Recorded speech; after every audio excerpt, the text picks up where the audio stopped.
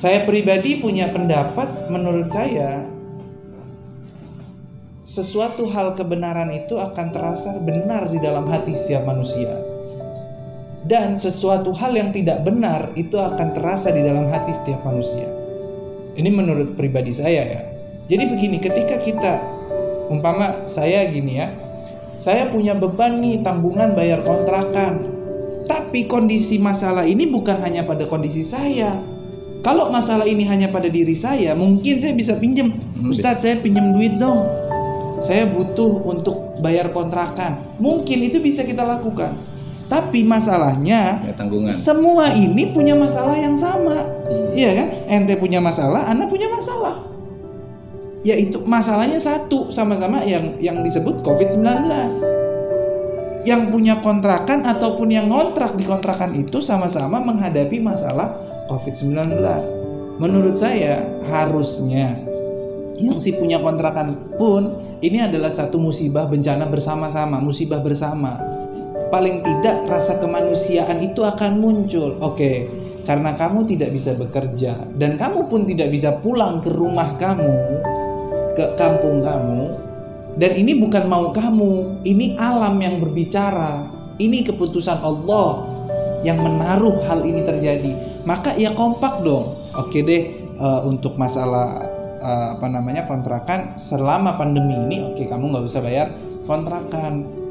Harusnya itu terjadi, termasuk seperti yang ada setahu saya dalam kebijakan pemerintah, kayak bayar listrik dikosongin, nggak ada kewajiban bayar listrik, atau iya kalau nggak salah ada yang digratiskan, ada yang bayar 50%. Ini kalau yang bayar 50% ini ekonominya masih ada, ya oke, nggak masalah. Tapi jangan cuma dipatokin karena rumahnya dia 900, KWH-nya 900, terus dia jadi bayar separuh. Lah iya, kalau yang KWH-nya 900 punya pemasukan, kalau nggak punya, terus gimana? Nah itu kan juga harus dipertimbangkan. Kayak umpama orang-orang yang ngangsur kreditan, mau motor, mau mobil, mau rumah, ya semestinya ini kan adalah musibah bersama. Ya tolonglah jangan dibebankan kepada nasabah untuk pokoknya saya nggak mau tahu, ini kan kewajiban, kamu hutang ya kamu harus bayar. Iya, semua orang tahu namanya hutang wajib bayar. Tapi kalau kagak ada pemasukan mau bayar pakai daun, kan nggak juga.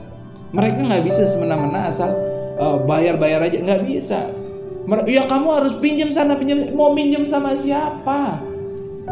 Hanya orang gila, orang bodoh yang dia lagi kondisi begini, dia malah mau ambil pinjaman-pinjaman dari umpama pinjaman online, umpama pinjaman dari perusahaan apa atau apa. Itu sangat bodoh, apalagi yang di mana di situ ada bunganya, langsung pinjam sekarang, angsur bulan depan udah mulai bayar angsur. Lah, bulan sekarang ke bulan depan aja nggak tahu pemasukan dari mana, kok dia mau minjem untuk pembayaran bulan depan dan bulan selanjutnya. Saya rasa itu bukan solusi terbaik, tapi solusi terbaiknya adalah yuk sama-sama, ini masalah bersama, masalahnya bareng-bareng. Ya udah kalau gitu, saya tahu kamu punya tanggungan sama saya, tapi oke, masalah ini bareng-bareng. Jadi jangan pikirkan dulu tanggungan, yang dipikirkan kamu hidup, saya hidup, selamat dan bisa menghadapi COVID-19 ini sampai selesai. Begitu COVID selesai, ekonomi mulai kembali, barulah bayaran kembali lagi. Jangan justru ya udah bayaran ditangguhkan tapi bayar ini, jangan, benar-benar nol, karena ini kondisi bareng-bareng, lagi susah bareng-bareng. Nanti kalau udah benar-benar enak, kondisinya udah kembali normal, barulah kamu kerjaan seperti kegiatan biasanya. Harusnya pendapat saya seperti itu. Agak panjang karena di dalamnya ada curhatan-curhatan. Seperti itu teman-teman. Jadi intinya di dalam video ini seperti yang dikatakan sama Ustadz Jalal tadi, yang beliau menyampaikan adalah dari sisi kita sebagai manusia yang beriman, bagaimanapun kondisi kita, apapun yang kita hadapi, jadilah kamu manusia yang pandai bersyukur.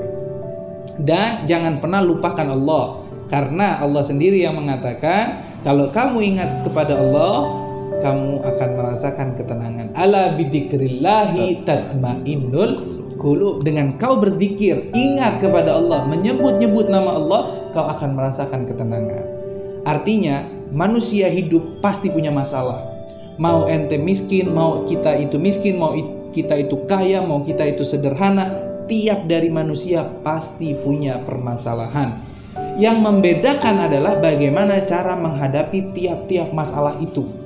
Kamu punya masalah ini, gimana kamu menghadapinya? Dia punya masalah ini, gimana dia menghadapinya?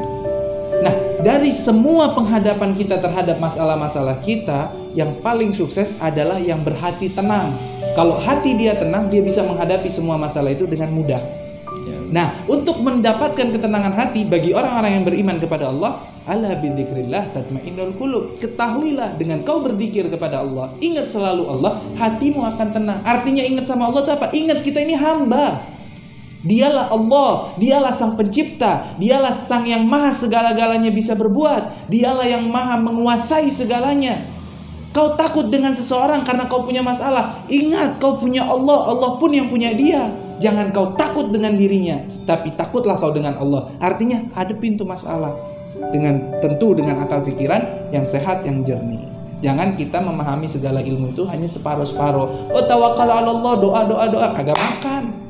Oh, pemerintah ngasih bantuan dari mana? Melalui siapa? Coba yuk kita cari tahu apa persyaratannya. Oh, suruh ini, suruh. Ya udah, ayo jalanin. Oh, kita katanya RT. Tapi logika saya, menurut saya, kalau lagi COVID-19 ini ya harusnya bukan kita yang nyamperin bantuan, tapi bantuan yang nyamperin kita. Karena kan ada aturan kita nggak boleh kerumunan, kita nggak boleh keluar lah. Tapi kalau kita disuruh ngambil barang itu, yang udah dibantu ambil sendiri lah, berarti kan nggak sesuai dengan aturannya. Katanya nggak boleh ngumpul-ngumpul. Nah, inilah salah satu mungkin bagian dari celotehan-celotehan, keresahan banyak orang juga mungkin di luar sana, karena ya kita sendiri pun punya kegiatan segala macam kan sama-sama keganggu. Bersyukurlah Anda yang masih dapat pekerjaan, masih bisa bekerja di kondisi saat ini. Anda masih punya penghasilan. Beb, saya cuma dikasih separuh gaji, masih untung daripada kagak sama sekali, daripada di PHK. Banyak orang di luar sana yang kagak punya kerjaan sekarang. Banyak di luar sana juga mungkin yang saat ini aduh nggak ada kerjaan, pengen mudik, mungkin kalau di rumahnya, di kampungnya masih ada orang tua, masih bisa hidup, masih enak segala macam, tapi dia nggak bisa keluar, nggak bisa masuk. Ya udah, mau gimana dia? Nah, inilah keresahan-keresahan yang banyak dirasakan oleh orang-orang. Tapi tetap poinnya adalah tagarrub ilallah, dekatkan dirimu kepada Allah, jadilah hamba yang bersyukur kepada Allah Subhanahu wa taala. In syakartum la azidannakum wa la in kafartum inna adzabi lasyadid. Mungkin kondisi yang terjadi saat ini karena kita banyak tidak bersyukur dengan apa yang Allah berikan, sehingga Allah cabut segala kenikmatan. Oleh sebab itu, kembalilah kita bersyukur kepada Allah Subhanahu wa taala di kondisi tersedih pun. Di kondisi paling sulit pun kita bersyukur kepada Allah Subhanahu wa taala, agar kebersyukuran kita ini dinaikkan oleh Allah Subhanahu wa taala, ditingkatkan, lebih ditingkatkan sampai kembalilah semua dalam kondisi stabil dan normal. Kata orang di luar sana ada yang bilang, wah ini kayaknya karena sekarang ini kan lagi mulai rame pembahasan mengenai COVID-19 ini, wah ini kemungkinan buatan nih, ini settingan nih, ini ada yang bermain, ini ada yang, saya nggak paham soal itu. Tapi yang saya ingin kuatkan di hati kita semua sebagai orang yang beriman, wa makaru wa makarallah wallahu khairul makirin. Mereka orang elit-elit dunia dan lain sebagainya mungkin yang bermain, andai kata itu mereka bermain, dia punya tipu daya. Dia bisa, wah tipu daya kita berhasil nih, manusia katanya mau dikasih chip buat antivirus segala macam. Permainan semua itu dia bisa anggap sukses permainannya. Tapi jangan pernah kau lupakan, di balik permainanmu ada permainan Allah yang lebih dahsyat dari siapapun yang bermain kepada Allah Subhanahu wa taala. Saya Muhammad Habibullah Alkaf dan ini Muhammad Jalaluddin. Kita sampaikan terus bersemangat, jangan lupa puasanya, jangan sampai kendor kita berpuasa. Tadarus selalu, ngaji Quran selalu, dekatkan diri kepada Allah selalu. Kalau bisa ikhtiar bekerja dan lain sebagainya, oh bisa jualan ini, silakan Anda jalankan.